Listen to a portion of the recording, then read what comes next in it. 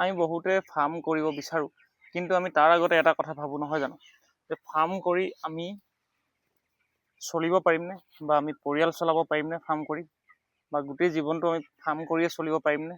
তো তাৰে আজি মই ভিডিঅ' আকাৰে জনাব বিচাৰিছোঁ আপোনালোকক। বন্ধুসকল, আপোনালোকে মোৰ এই ভিডিঅ'টো প্ৰথমৰ পৰা শেষলৈকে চাব, আৰু যদি ভাল পায় অনুগ্ৰহ কৰি লাইক কৰিব, শ্বেয়াৰ কৰিব। বন্ধুসকল, ফাৰ্ম কৰি আমি নিশ্চয় চলিব পাৰোঁ, মই য়েছ বুলি ক'ম। কাৰণ কেলৈ, আজি মই নহয়, আজি হাজাৰ হাজাৰ ফাৰ্মাৰে তেখেতলোকৰ পৰিয়াল চলোৱাৰ লগতে তেখেতলোকৰ ল'ৰা ছোৱালীক শিক্ষা দীক্ষাৰ লগতে ভাল ভাল স্কুলত পঢ়াবলৈ সক্ষম হৈছে অনলি ফাৰ্মৰ পৰা। আৰু বেমাৰ বিঘিনি হ'লেও তেখেতলোকে সেই চোৱা চিতাবিলাক সেই ফাৰ্মৰ টকাৰে কৰিছে। তো কেনেকৈ কৰিলে আপোনালোকে কিন্তু ছাকচেছ হ'ব, বা আপোনালোক কেতিয়াও লোকচানৰ সন্মুখীন হ'বলগীয়া নহয়, সেইখিনিয়ে আজি মই ক'ম। বন্ধুসকল, ফাৰ্ম ইয়াত বহুত ধৰণৰ ফাৰ্ম থাকে। এটা হ'ল আপোনাৰ ব্ৰইলাৰ ফাৰ্ম, বা লোকেল কুকুৰা ফাৰ্ম, সোণালী মুৰ্গীৰ ফাৰ্ম, ছাগলী ফাৰ্ম, গৰু ফাৰ্ম, গাহৰি ফাৰ্ম, এনেকৈ কৰি কিনি, বা মাছৰ, বা গোটেইখিনি আছে। কিন্তু আমি যে অকল পাৰ্টিকুলাৰলি এটা কৰিলে আমি ছাকচেছ হ'ব পাৰিম সেইটো নহয়। পাৰ্টিকুলাৰলি এটা কৰিলে কিন্তু আপোনাৰ লছৰ সন্মুখীন হোৱা চান্স থাকে, বা কেতিয়াবা এনেকুৱা দিন আহিব আপুনি গোটেই ফাৰ্ম ধ্বংস হৈ যাব, পিছত কেপিটেলো নাই, আৰু আপোনাৰ আকৌ নতুনকৈ ষ্টাৰ্ট কৰিবৰ কাৰণেও টকা নাইকিয়া হৈ যাব। তো গতিকে অকল এটা ফাৰ্মিঙতে আপোনালোকে লাগি নাথাকি ইণ্টিগ্ৰেটেড, মানে মিশ্ৰিত ফাৰ্ম যদি আপোনালোকে কৰিব পাৰে, তেতিয়াহ'লে আপোনালোকৰ কিন্তু মানে গোটেই জীৱনটো আপুনি ধুনীয়াকৈ খাই থাকিব পাৰিব ঘৰতে থাকি, আৰু পৰিয়ালো চলাই থাকিব পাৰিব, এটা ভাল জীৱন যাপন কৰিব পাৰিব। তো সেই কথাটো এনেকৈ কৰিব লাগিব। আপোনালোকে ধৰক আপোনাৰ যদি মাটি আছে, কিন্তু এটা কথা, মাটি থাকিব লাগিব। ফাৰ্মিং কৰিবলৈ হ'লে সদায় নিজৰ মাটি থাকিব লাগিব। যদি বহুত বেছি মাটি আছে, লগতে আপোনাৰ কৃষি পাম, মানে আপোনাৰ খেতি বাতি, বিভিন্ন ধৰণৰ বাম খেতি, শাক পাচলি খেতি, সেইবিলাকৰ লগতে ধান খেতিৰ লগতে আপুনি বাকীবিলাক ফাৰ্মিঙো কৰিব পাৰিব, যিবিলাক লাইভ ষ্টক হয় সেইবিলাক কৰিব পাৰে। যেনেকৈ ধৰক আপোনাৰ মাটি যদি আপোনাৰ 5 বিঘামান আছে, তেতিয়াহ'লে আপুনি তাতে অলপ ধান খেতি কৰিলে, অলপ বাম কৰি কিনি তাতে পাচলি খেতি কৰিলে, অলপ তাতে আপুনি গাহৰি থ'লে কেইটামান, গাহৰি যদি আপুনি থয়, গাহৰি যদি আপোনাৰ দুজনীও থয় পোৱালি দিবৰ কাৰণে, এজনীয়ে যদি 10টাকেও পোৱালি দিয়ে, আপোনাৰ 20টা পোৱালি দিব। আৰু 20টা পোৱালিত আপুনি চাওক 5,000কৈ 6,000কৈ হয় আজিকালি, 1,20,000 টকা তাৰ পৰা এনেই আহি যাব। বাকীখিনি যদি তাৰ লগতে আপুনি ব্ৰইলাৰ ফাৰ্ম কৰে, কোম্পানীৰ পৰা যদি কৰে, তেতিয়াহ'লেতো ইমান কেপিটেল নালাগে।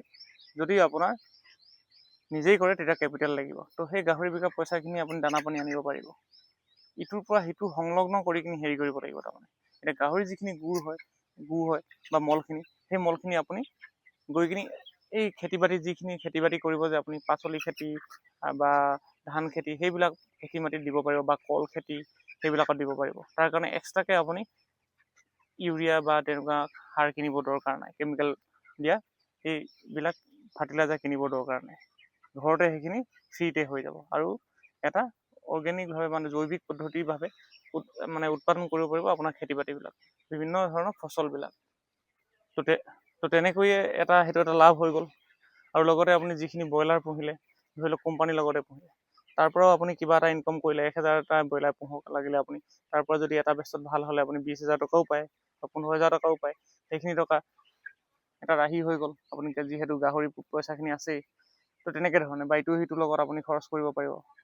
তাৰ লগতে আপুনি যদি থৈ দিলে, আপুনি বোলে এটা পুখুৰী থৈ দিলে, যিখিনি ব্ৰইলাৰ মল হয়, ডাইৰেক্ট মলখিনি আপুনি নি কিনি পুখুৰীত দি দিলে, আধা বিঘা মানে এটা পুখুৰী, তাতো আপুনি বছৰেকত 2 লাখমান টকা এটা, বা 1.5 লাখ টকা, মিনিমাম 1 লাখ টকা এটা ইনকম কৰিব পাৰিব আপুনি মাছৰ পৰা।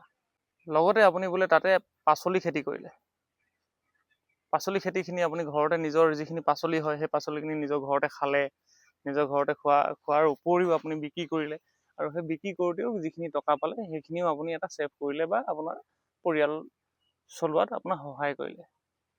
আৰু সেইখিনি যিখিনি পাম খেতি কৰিলে আপুনি, পাচলি খেতি, সেইখিনি কিন্তু একদম কম খৰচত ওলাই গ'ল আপোনাৰ। কাৰণ কেলৈ, আপুনি ফাৰ্টিলাইজাৰ বা যিকোনো সাৰ কিনিবলগীয়া হোৱা নাই, আপুনি ঘৰতে আপুনি পোৱা যিখিনি গাহৰি মল, ব্ৰইলাৰ মল দি কিনি আপুনি সেইখিনি কৰিব পাৰিছে। লগতে আপুনি অলপ লোকেল মুৰ্গী মেলি থৈ দিয়ক। লোকেল মুৰ্গী যদি আপুনি তাতো লগত থৈ দিয়ে, আৰু তাৰে লোকেল মুৰ্গীবিলাকে কি কৰিব, আপোনাৰ গাহৰি মল বা ব্ৰইলাৰ মল যেতিয়া আমি শাক পাচলি বা গছৰ গুৰিত দিওঁ, সেইখিনি ধুনীয়াকৈ খুচৰি মেলি ধুনীয়াকৈ মিলাই দিব। আৰু তাতে আপুনি লোকেল মুৰ্গী আপুনি ঘৰত খাবও পাৰি, বা এটা যদি আপুনি মাংসৰ কাৰণে বিক্ৰী কৰিব বিচাৰে বিক্ৰীও কৰিব পাৰে, নহ'লে কণী উৎপাদন কৰি কণীও বিক্ৰী কৰিব পাৰে। যিহেতু এটা কণীৰ দাম লোকেল মুৰ্গী 15 টকা 16 টকা হ'ল, তেনেকুৱা। মাছৰ কথা ক'লোৱে আপোনাক, লগতে আপুনি ছাগলী ৰাখিব পাৰে। ছাগলীৰ কাৰণে বেছি নালাগে মাটি, খুব বেছি আপোনাৰ 1 বিঘা মাটি, 5 বিঘা মাটিৰ ভিতৰত 1 বিঘা বা আধা বিঘা মাটি আপুনি ঘাঁহ খেতি কৰি লওক, নেপিয়াৰ খেতি কৰি লওক। আৰু বাউণ্ডাৰীটোৰ বাহিৰে আপোনাৰ বাউণ্ডাৰীটো মানে যিটো বাউণ্ডাৰী হয়, বাউণ্ডাৰীটোৰ চাইডে আপুনি নিম গছ, মানে যিটো নিম বুলি কয় ঘোঁৰা নিম, ছাগলীয়ে পাত খোৱা নিমটো, নহ'লে কঁঠাল গছ। ছাগলীয়ে যিবিলাক গছৰ পাত খায়, এনেইতো সকলো গছৰ খায়, কিন্তু এই দুটা বস্তু বেছিকৈ খায় আৰু। তো সেই গতিকে, আৰু লগতে নেপিয়াৰ তেনেকৈ খেতি কৰি লওক। নেপিয়াৰখিনি আপুনি আধা বিঘামান খেতি কৰক, আৰু চাইডত আপুনি কঁঠাল গছ, নিম গছ লগাই লওক। 10-12জনী ছাগলী আপুনি আৰামত পুহিব পাৰিব। আৰু তাতোকে বেছি যদি পুহিব পাৰিব, কিন্তু আপুনি মুকলিকৈ মেলিব লাগিব পথাৰত বেলেগত। কিন্তু আপোনাৰ সেই আধা বিঘা জেগাত বা আপোনাৰ সেই 5 বিঘা বাউণ্ডাৰীটোত আপুনি কিন্তু 10-12জনী ছাগলী আৰামত পুহিব পাৰে, 1 টকা খৰচ নকৰাকৈ।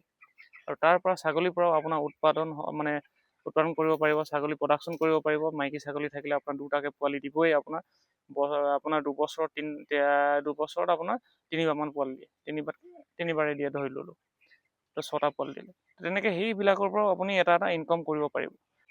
ছাগলী পোৱালি যদি আমি খাচী নকৰাকৈ সৰুতে 3 মাহমানত বিক্ৰী কৰি দিওঁ, তেতিয়াহ'লেও আপুনি 2500 পৰা 3000 টকা এটা পাব, বা মিনিমাম 2000 টকা এটা পাব। আৰু যিটোত আপুনি 1 টকা খৰচ কৰা নাই ছাগলীটোত, কাৰণ ছাগলী পোৱালিটোৱে মাকৰ গাখীৰ খাই সেই 2-3 মাহলৈকে ডাঙৰ হৈ গৈছে, হয়নে? 10জনী আপুনি মাইকী ছাগলী ধৰিলে 10জনীয়ে আপোনাৰ 20টা পোৱালি দিব। 20টা পোৱালিত আপোনাৰ 30,000, মানে 2000কেও আপুনি 40,000 টকা। তেনেকৈ মানে আপুনি ইটোৰ লগত সিটো এনেকৈ খেতি কৰি সংলগ্ন, মানে মিশ্ৰিত কৃষি পাম কৰি ধুনীয়াকৈ চলিব পাৰে। লগতে আপোনাৰ যিখিনি পাম খেতি আছে সেইখিনি প্ৰডাকশ্যনটো আছেই, নহয় জানো? তো যিকোনো এটাকে আপুনি অকল পাৰ্টিকুলাৰলি লৈ নল'ব। আৰু লগতে হাঁহো কৰিব পাৰে, যিহেতু ধান খেতি থাকে। ধান খেতিৰ ভিতৰত আপুনি হাঁহ যদি মেলি দিব পাৰে, ধান খেতিও খুব ধুনীয়া হয়।